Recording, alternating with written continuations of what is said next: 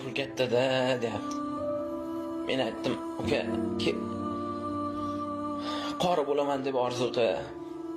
Sportchi bo'laman deb orzu qil. Olim bo'laman deb orzu qil. Kep musofir bo'laman deb ham orzu qilasanmi?" desam, boyagi bola kulyapti.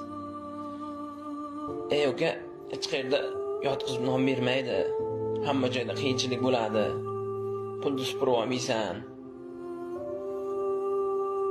Hamma joyda xo'roz bir xil qichqiradi. Har yerni qilma orzu, har yerda bor tosh tarozi" desam, boyagi bola "Men baribir ketaman" deyapti. Shu non olib kelish bilan uyga non topib kelish juda katta farqi bordi. Shu yoshligida non olib kelish uchun do'konga chiqqan bolalar hozir katta bo'lib non topib kelish uchun musofir yurtga ketyapti-da. Bir akaga savol berdim, "Qancha yildan beri musofirda yurar ekan?" "Qancha yildan beri musofirda yurasiz aka?" desam, boyagi aka 20 yildan beri borib kelib yuraman deyapti. "Qiyin emasmi, qiynalmayapsizmi?" desam, "Qiynalyapman" dedi. "Qiynalayotgan bo'lsangiz uyga qayting. O'limdan qo'rqmaysizmi?" deb savol berdim. Boyagi aka kulib, "Uyda 10 kishini qiynalganidan ko'ra musofir yurtda bir kishini qiynalgani yaxshiroq. Bir kishini qo'li qora bo'lgani yaxshiroq.